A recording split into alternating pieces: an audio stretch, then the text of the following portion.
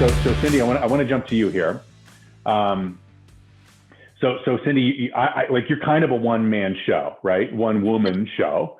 Yeah. I'm not sure there's anybody on the call that uses social media more than you do, or the way that you do. Uh, Thank you. you went from, so I wrote down your numbers. So we go 7.66 million, 12.7 million last year, and Mhm. over 20 million this year. Like Yes. you and Jeannie are like neck and neck on this race to stardom. What the hell did you do? Well, okay. Wow. Great question. As far as social media, I got really super passionate about what was happening in our world, and became kind of the expert on the politics, and then the data, and what was happening in the real estate industry, and people moving out of the urban areas into our area, and why they were coming here, and what sorts of things they could do here, and just making sure that every post, because I post at least once a day, and it's a big long post, but it's something that is going to grab people. Some people just go to my page to read what it is that I'm going to say. Some of it's controversial, some of it is informative, but that's how I get people to go to my page every day. For every 10 posts that I do, I go ahead and make sure I say something about real estate, whether it's posting my just solds or under contracts, or just throwing it out there that I am a realtor. You're just working it in somehow, and then that way people always remember that I am a realtor, and people who have shared my posts see, oh, she's a realtor. And so that's one of the ways that through social networking that I've been able to get the additional business that I have this year.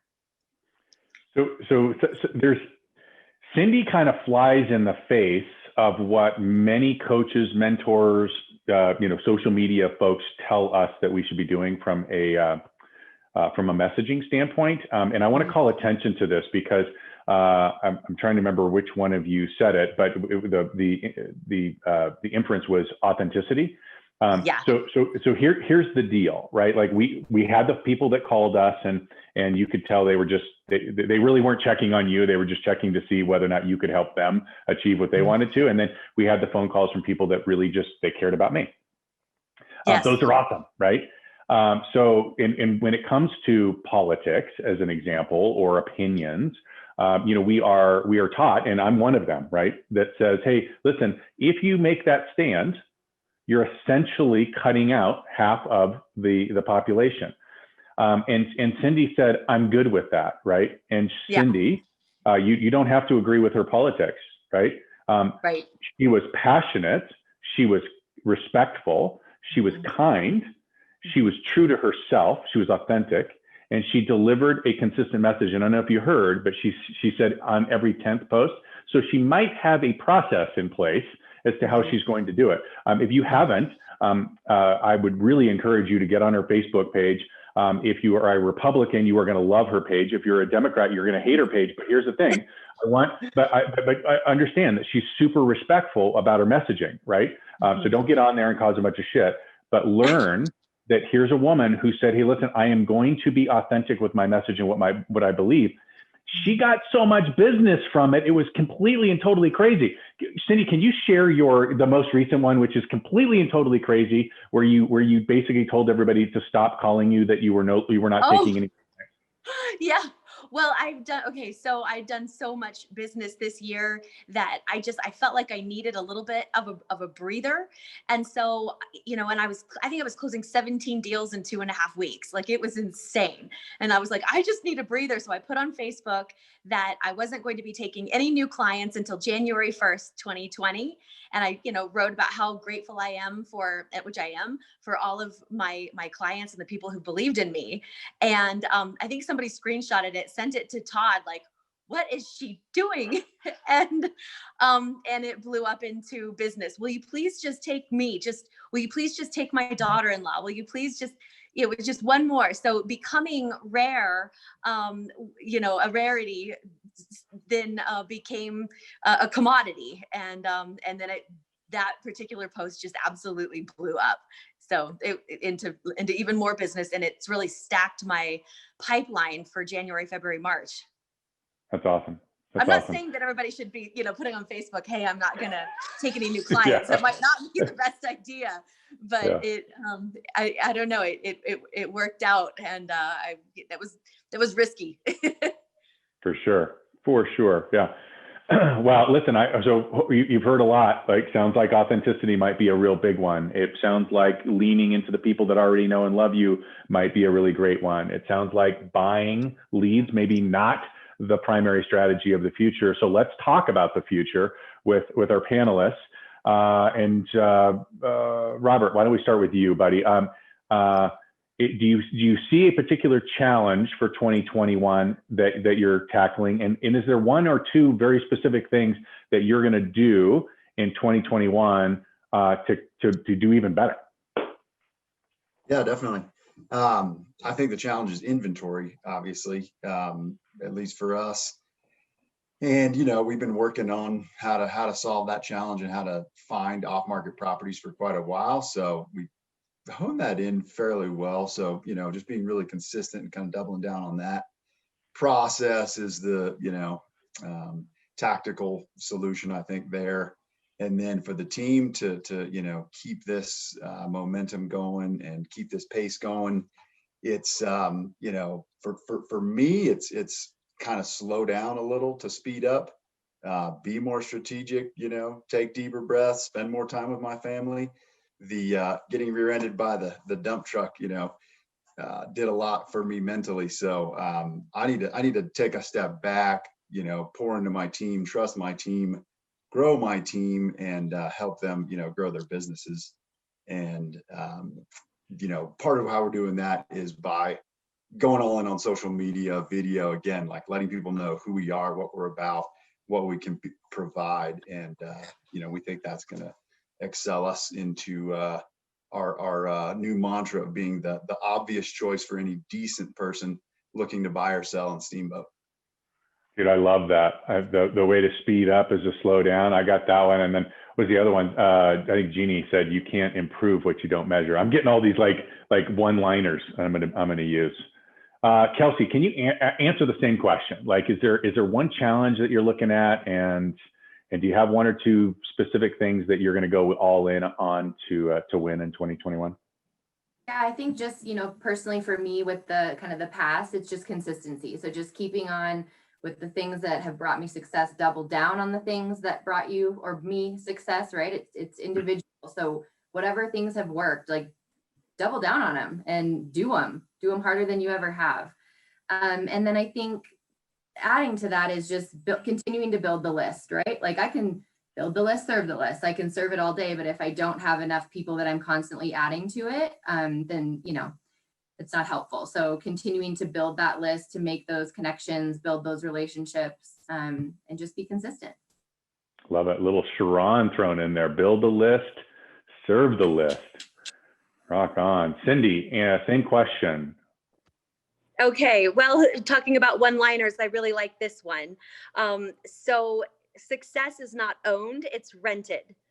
So you have to pay the rent every month. So just because maybe we had a really successful 2020 doesn't mean that we don't need to put in the hard work in 2021. What we learned from 2020, we can use in 2021. Knowledge is potential power, but execution is where the real power is. So these are all these one-liners. And I was going to say that one of the things that has also assisted in my success this year is that I've become a huge fan of like Tony Robbins and Rachel Hollis. And if you get on, actually, if you just go to YouTube and you get on Tony Robbins, they'll give you some suggestions of other types of speakers. And if you just listen to that as you have it's just opportunity. You might be doing the dishes, just put it in your earbuds and listen to all of these positive psychology types of folks. It really continues to keep your mindset on a positive momentum. And that really does matter. I've noticed just what a huge impact that's made on me. That's awesome, Cindy. Feed the beast, right? Yes. You gotta put good stuff in. You put crappy fuel in your car runs crappy, right? So fill your mind. I love it. Eric, challenge for 2021 and one or two key things that you're going to go all in on to win. Oh, you're muted.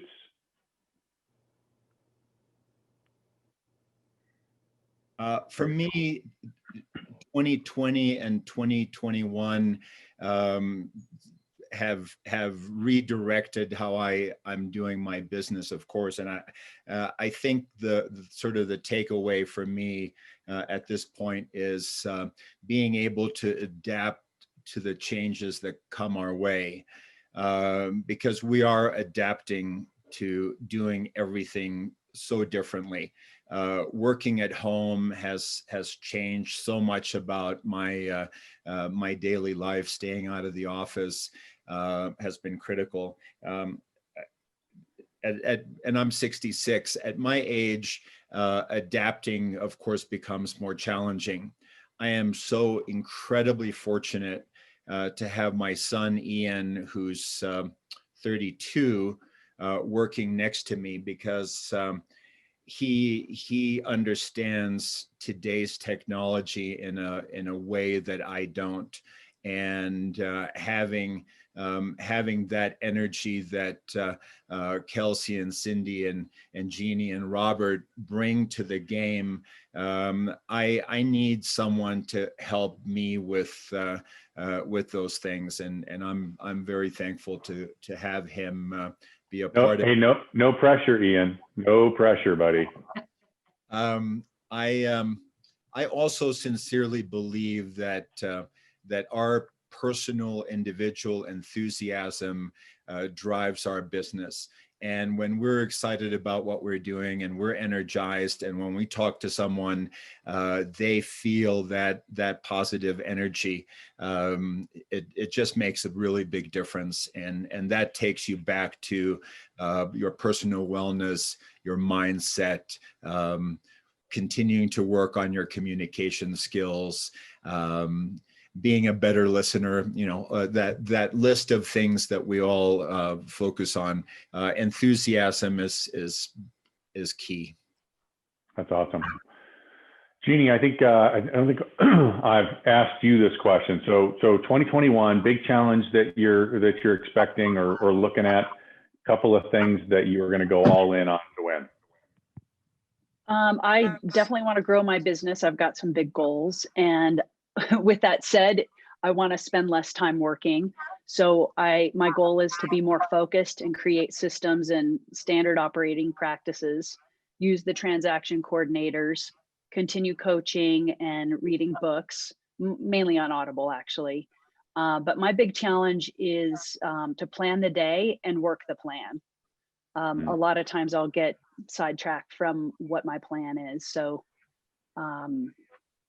that's my plan for the year. Gosh, you guys, this is so good. What you guys are saying is so awesome. I hope you all on this call are getting a ton out of this. And if there's somebody that didn't get on this call, we had 140 or so people on here.